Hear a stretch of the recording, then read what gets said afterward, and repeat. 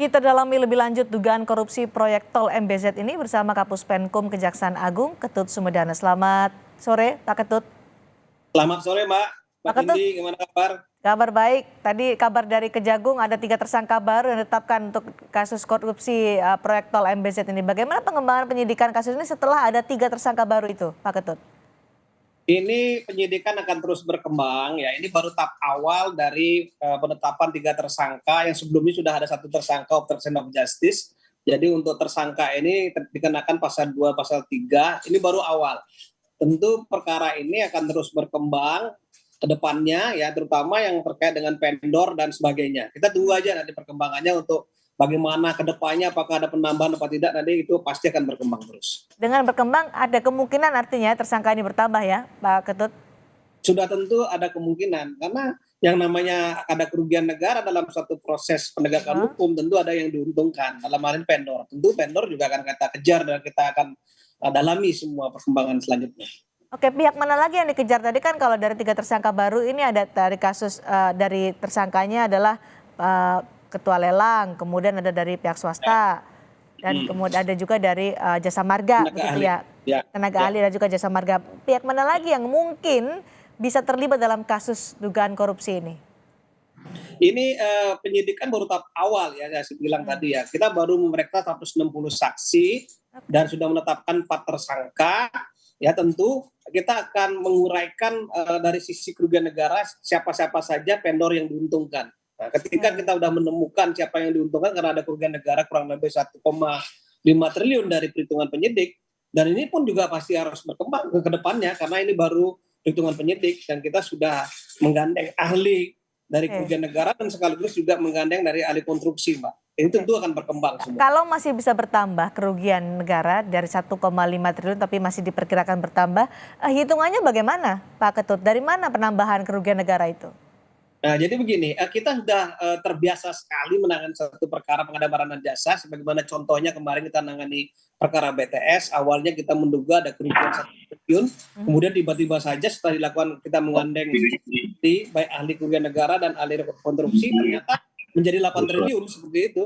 Nah, ke depan mungkin nanti akan seperti itu kita harapkan, karena ini belum final semua kerugian negaranya. Dari kasus seperti ini, dugaan proyek tol MBZ, penambahan kerugian negara dari mana? Faktor apa saja yang membuat kerugian negara itu bertambah? Ya, pertama kita ketahui bahwa sebagaimana disampaikan oleh Derdik kemarin itu ada sejak awal ada suatu proses kecurangan dalam hal penentuan pemenang pertama. Yang kedua, memang sejak awal ada mengarahkan barang tertentu untuk dilakukan dibeli ya oleh pihak-pihak yang terlibat dalam perkara ini. Kemudian ada pengurangan spek volume yang dibuat secara DID oleh ahli yang sudah ditetapkan sebagai tersangka, sehingga dari sana kita akan dalami terus. Mungkin ada hal-hal yang lain yang belum kita periksa, tetapi ahli bisa menentukan bahwa itu menjadi suatu kerugian negara.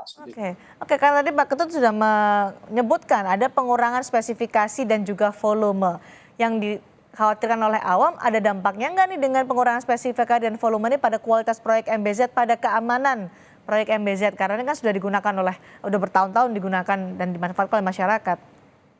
Tentu kami masih dalam tahap pendalaman. Kalau saya bilang nanti nggak aman, nanti orang nggak jalan ke sana, seperti itu. Itu proyek kalau yang sudah selesai itu ada pengujian ya dari pihak-pihak yang terkait ya. Tapi dari sisi yang jelas yang kami sampaikan adalah dari hasil pemeriksaan kami, ya tentu ada barang-barang yang diarahkan untuk dibeli sehingga ada pengurangan volume dari pekerjaan yang kita lihat ya. Nah, itu yang kita dalami. Kita tidak melihat kita tidak sampai apakah kualitas jalannya menjadi buruk sehingga ini faktor keamanannya akan terancam, seperti kita belum sampai ke sana. Mudah-mudahan tidak sampai ke sana. Tapi ini penyidikan masih berjalan semua. Ya, nanti kita akan sampaikan semua ke media dan ke publik semua. Oke, ada pengurangan spesifikasi dan volume yang ini artinya ada dugaan korupsi. Bagaimana sebenarnya konstruksi kasus dugaan korupsi proyek tol MBZ ini, Pak Ketut, dari penyidikan Kejagung? Oh begini, kita melihat bukan masalah tidak korupsi, itu pasti ada korupsi. Ketika ada suatu proyek pengadaan barang dan jasa, ada pengurangan sedikit pun terhadap volumenya, otomatis akan mengurangi kualitas. Seperti itu ya.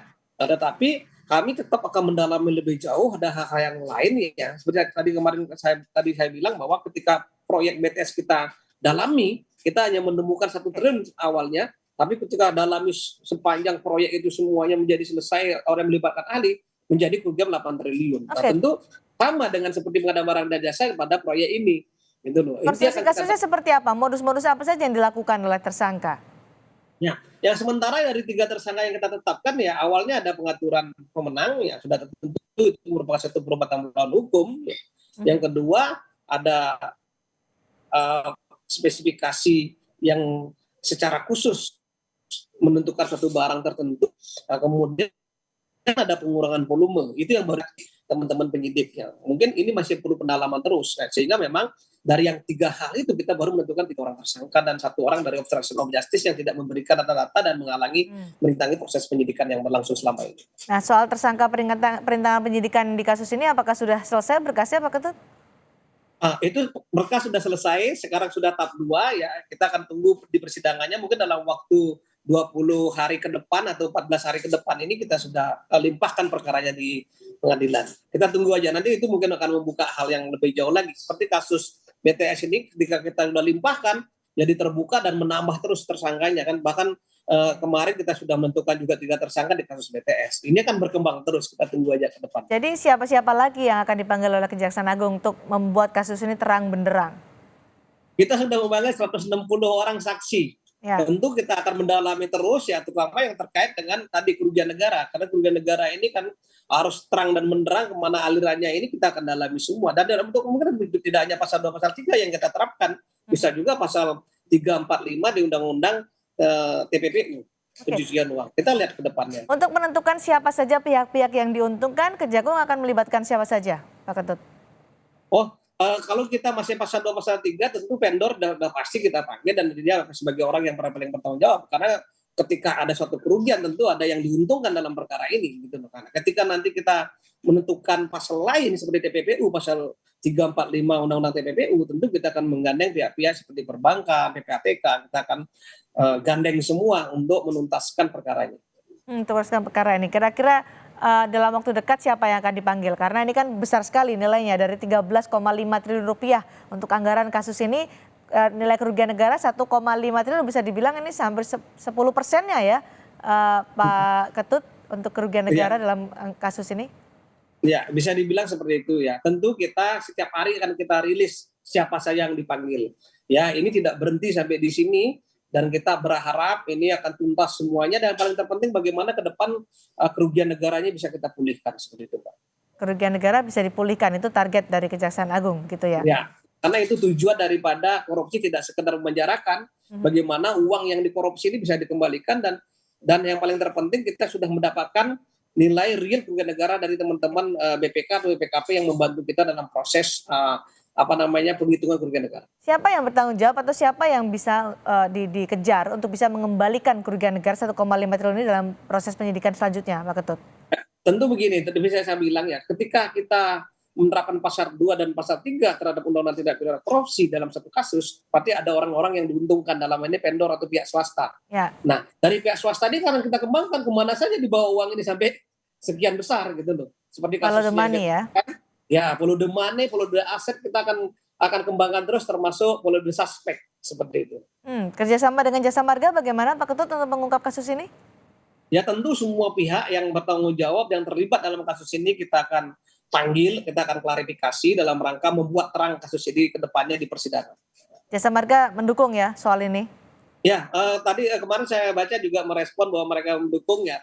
Syukur kalau mereka mendukung, jangan sampai seperti tersangka pertama menghalang-halangi proses, malah menyembunyikan dokumen atau menghalang-halangi pihak-pihak yang kita panggil menjadi saksi di Kejaksaan Agung. Saya apresiasi semua yang mendukung pelaksanaan perkara ini menjadi terang dan benderang. Baik, penyidikan permulaan sudah ada 3 tersangka baru dalam kasus dugaan korupsi proyek tol MBZ di Kejaksaan Agung. Terima kasih informasinya Kapus Penkum Kejaksaan Agung Ketut Sumedana berbagi informasi di Sapa Indonesia Malam hari ini. Selamat petang Pak Ketut.